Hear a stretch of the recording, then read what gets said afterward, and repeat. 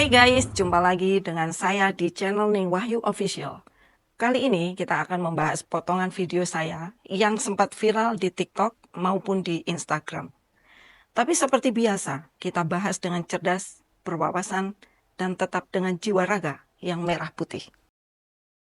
Pada tanggal 21 Mei lalu, saya diundang sebagai narasumber dalam sebuah forum yang digelar oleh CORE Indonesia.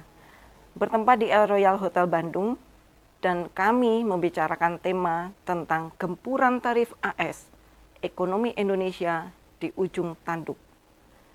Dialog kritis mencari solusi. Saya sampaikan dalam acara itu bahwa tantangan pengusaha itu bukan hanya soal reciprocal tarif. Banyak tantangan yang lebih mendasar dan ini yang sering luput dari perhatian atau tidak banyak yang berani secara terbuka menyampaikan. Yang pertama, kepastian hukum, karena tanpa kepastian hukum, tak ada kepastian usaha. Dan yang kedua, regulasi yang konsisten, di mana pengusaha butuh visibilitas. Bagaimana pengusaha bisa membuat rencana 5 tahun apabila aturan berubah terus-menerus? Maka visibilitas pun lenyap. Dan yang ketiga, perihal perizinan.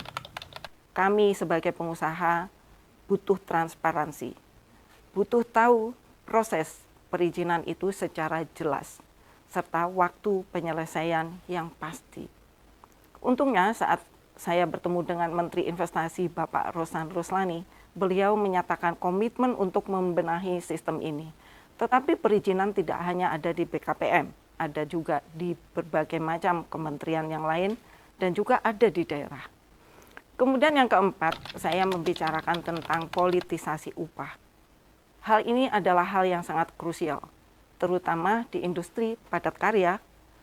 Kenaikan 100.000 per orang saja di pabrik dengan 30.000 karyawan, artinya beban tambahan 3 miliar per bulan dan setahun bisa tembus 36 miliar. Hal ini belum termasuk dengan BPJS, uang lembur, dan juga pesangon yang juga ikut naik. Kemudian yang kelima, saya membahas tentang premanisme. Dan ya, ini yang akhirnya jadi viral. Ya, yang di Garut, Teh ya. Saya kemarin membawa investor sepatu baru di sana kan, betul nggak? Dia butuh 10.000 karyawan. Dan saya membawa investor itu di situ.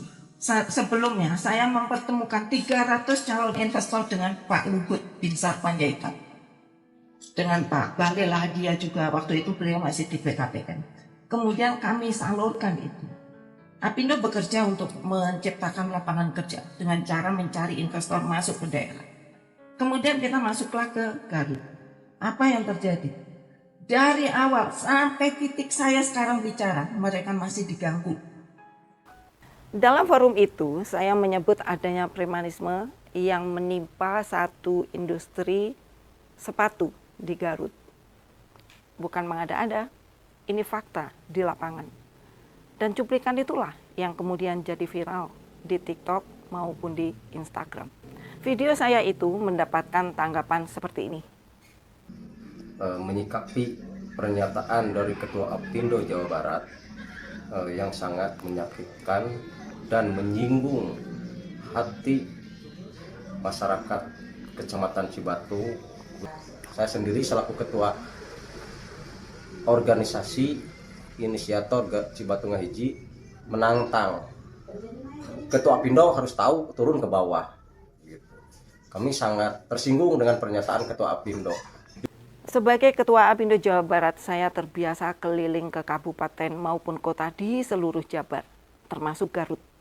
Saya datang ke Garut, bercakap dengan masyarakat, dan mendengarkan langsung bagaimana bahagianya mereka dengan adanya industri di Garut. Dari yang kerjanya tadinya jauh, kemudian ada pabrik itu kerja menjadi dekat, dari yang tadinya tidak memiliki pekerjaan, kemudian menjadi pekerja di perusahaan tersebut. Belum lagi apa yang mereka sampaikan bahwa bekerja di perusahaan ini memiliki gaji yang pasti. Dan yang lebih menggembirakan, video itu justru jadi pintu kolaborasi Polda Jabar, Danrem, dan Forkopimda Garut yang langsung sigap berkomunikasi dengan kami. Kami bertemu, berdiskusi, dan kemudian menyusun langkah ke depan bersama. Terima kasih kepada Pak Kapolda beserta jajaran, kepada Danrem beserta jajaran, Pak Bupati beserta jajaran, serta seluruh Forkopimda dan semua pihak yang responsif.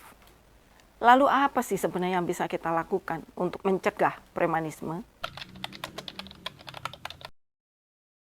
Premanisme berawal dari ketimpangan sosial dan ekonomi serta kurangnya pemahaman terhadap efek domino dari keberadaan suatu industri, serta kurangnya pengetahuan bagaimana cara mengambil peran dan manfaat secara ekonomi dengan cara yang benar. Lantas kemudian hal tersebut yang membuat mereka memilih jalan pintas menjadi preman. Jadi apa yang bisa kita berikan? Sebenarnya mereka membutuhkan yang pertama, edukasi masyarakat tentang pentingnya investasi. Dan yang kedua, sosialisasi soal aturan bayar dan compliance. Kemudian yang ketiga, kita harus mendorong masyarakat untuk mendapatkan keuntungan ekonomi dengan melakukan kegiatan yang bernilai ekonomi dengan benar. Misalnya, menjual makanan, membuka kos-kosan, menawarkan jasa transportasi, hingga kredit motor. Kemudian yang keempat, kita harus memberikan pembinaan agar mereka bisa menjadi bagian dari ekosistem ekonomi industri. Jadi, ayo, jangan jadi preman. Rawat dan jaga perusahaan di sekitar kita. Ayo kita ambil peran yang benar, karena dari satu industri, efek domino ekonominya luar biasa. Tertarik untuk dapat edukasi dan pendampingan agar bisa ambil peluang ekonomi di sekitar industri? Tulis tertarik pada komen di bawah ya. Saya dan tim siap membantu. Dan seperti biasa, jangan lupa like, share, dan subscribe. Dan ajak lebih banyak orang untuk melek ekonomi dan menjadi bagian dari solusi, bukan sumber masalah. Premanisme hanya menghasilkan ketakutan, tapi kolaborasi membangun masa depan. Saya Ning Wahyu, sampai jumpa di video berikutnya.